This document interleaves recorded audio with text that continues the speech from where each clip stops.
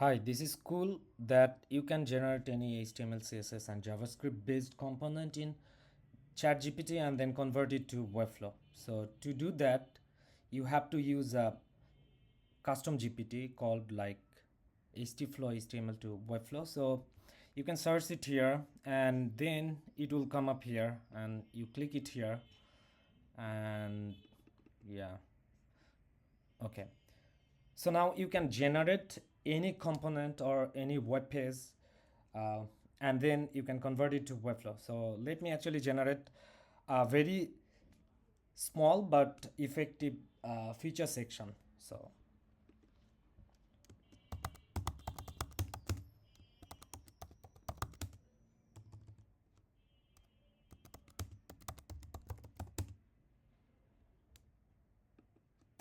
my bad.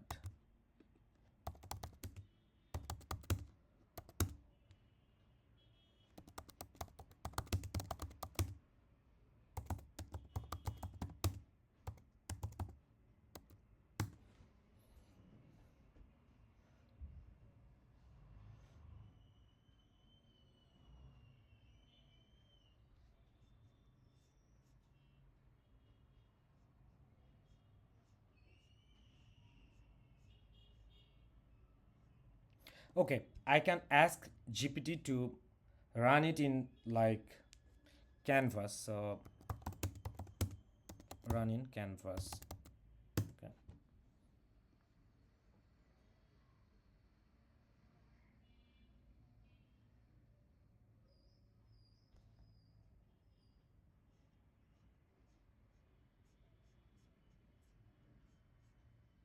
I can just preview it, and as you can see this image or icon is missing, so I can ask GPT to fix it.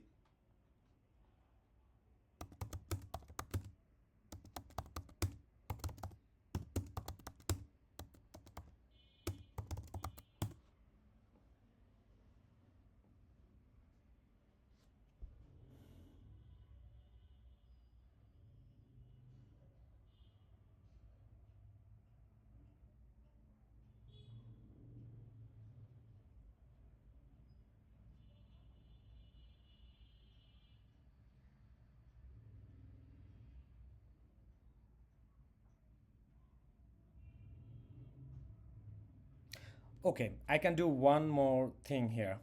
So I can use different color for different icons, right?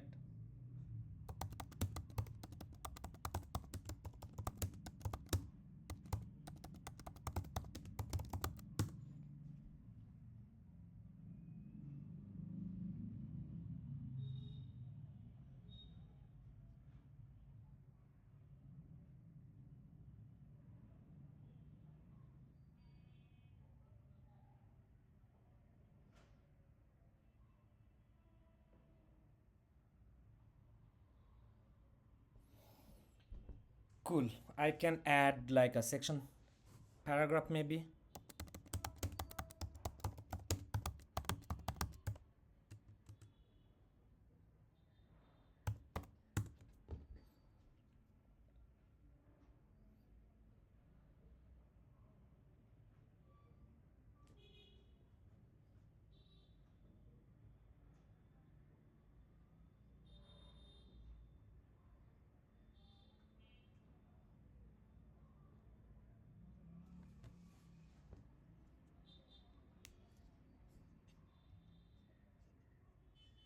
Perfect.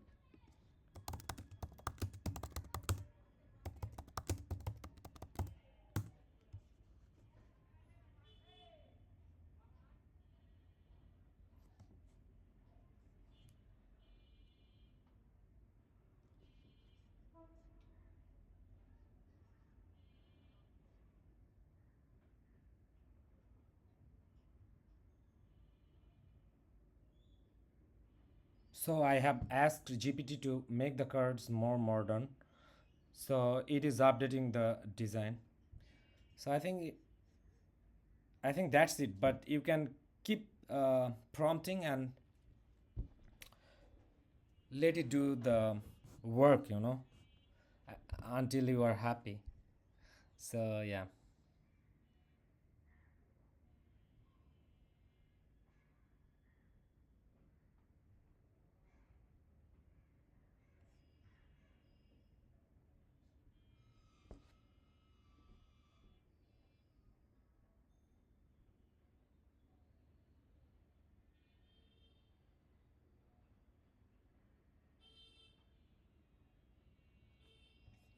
Okay, perfect. I think this is good. So what I can do now, I can stop preview, and then I can access the code here, and then I can simply copy this code. I can go back to here, and then I already have one. So let me remove any styles if there are any. Okay, perfect. So nothing is here. I can just paste this HTML and also the CSS. So the CSS I'm going to copy from here, and then what I have to do, I have to make sure the style tag is not included. So I have to delete it, and I can just convert it. Okay, this is converted, and now if I paste it here, and as you can see, this is working pretty fine. So here is one little issue, I guess. Okay, no, nothing, everything is okay. So okay, so if I click on this responsive tab, everything is working pretty fine, and every single thing is editable, and this is like Webflow native. And if you go back here, every single thing is working. And if I show you this, okay, if I show you this, this is gonna work pretty fine. So you see it, right? Okay, so this actually generates like feature icon 3 2. It's because it has different color, so different style, and that's why. So as you can see, this different background, so you can eventually use like combo classes and things like that. Okay, so now let's do one more thing. Okay, so this is working pretty fine, and this is 100% Webflow native. Okay, so you can quickly design it. And now let's do one more thing. So how about we create some sort of like JavaScript, right? So we go here and we preview it again. Okay, so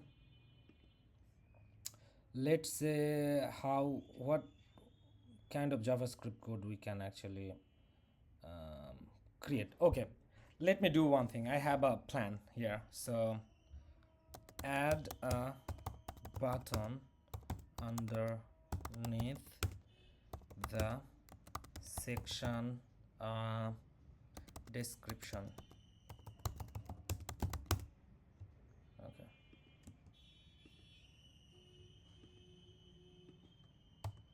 my bad. And make a model, so when user clicks on the button, it will show the model, and when user clicks on the button again, the model will be hidden.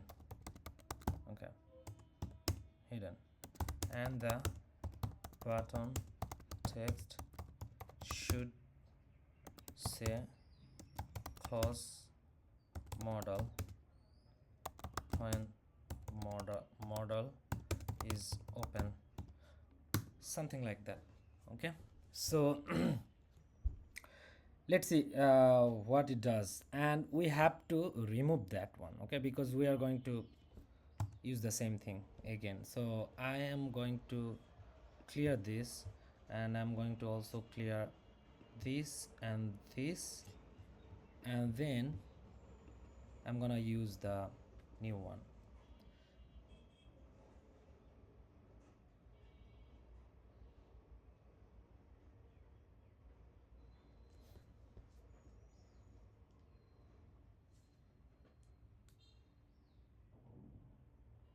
So with this method, you can eventually create a full web page. So let's say you have a landing page, right? So you can create the hero section first, and then maybe about section, maybe service section, maybe pricing section, maybe team section. Okay, so you can use section by section, or you can ask GPT to create a full landing page. But it's very good if you can just create like section by section, so that's gonna be very good because you will have more control on that, and ChatGPT will be actually giving you better result compared to creating a full web page.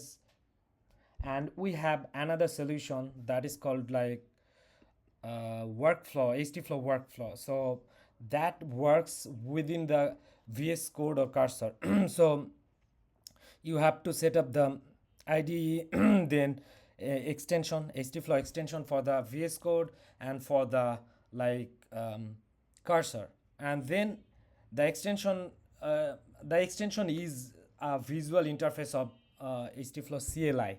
So HTFlow CLI actually creates some sort of like HTFlow rules that forces AI to use specific format for the Webflow compatible code. Like in Webflow, you have to have self class name for every single element. So this is how it works, and it also validates your code. So once you make your site, and then you can validate the code, and if it gives you the status like it is validated, and only then you can convert it to Webflow. And we have so many way to convert in Webflow. Either you can use this HTFlow app, or you can go to like um, okay, you can go to this website and log in, and then you will find out a option, here in your dashboard to convert it. And there is another way to convert, that is like Chrome extension. So this Chrome extension is going to work only for development server. So once you set up this workflow, it has the whole documentation. Let me actually show you. So if you go back to cursor and everything, it has everything. It is in docs.htflow.com. So you follow this instruction, and then you can actually create a full web page, no matter how big it is. If it is like 10 pages of website, or if it has so many complex JavaScript things, it is gonna work. Okay, so let me come back to here, and then this is the model, right? So this is the model, so it has the JavaScript things and everything. So let me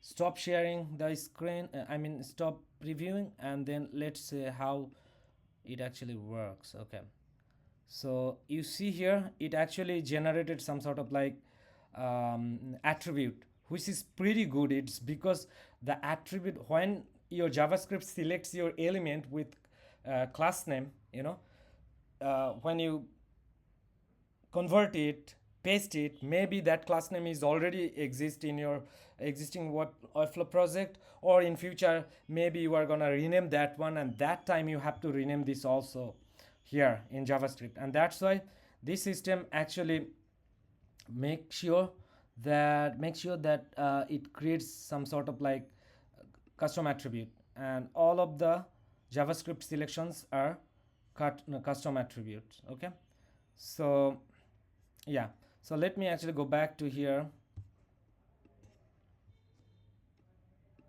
Okay, so I'm gonna copy that one, I'm gonna paste it here, and I'm gonna copy this like I did before. Okay, so make sure the style tag shouldn't be here. Okay,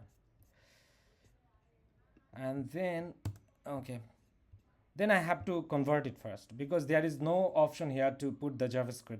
Okay, so if you paste it, this is gonna work once we add this code, maybe here. Okay, so I'm gonna put it here. You can put it in page settings as well, and this code I can eventually make it hidden. That's not gonna be a problem. Okay, so let's go back here, publish it.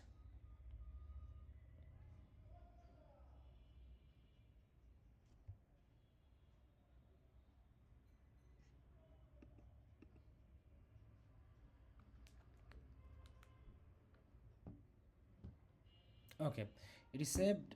So if I open open this and click it here, as you can see, the model is working pretty fine. Okay, so yeah, and this is also being changed.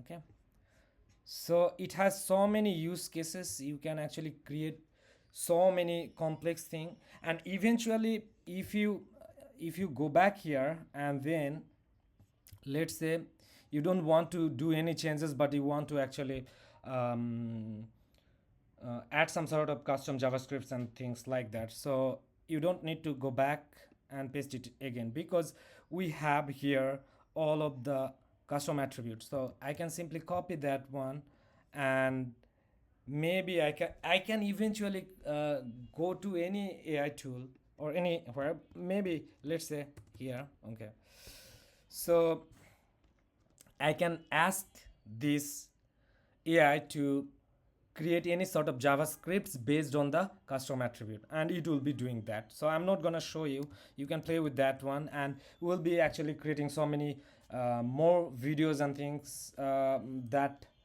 will be helpful for you. And that's it.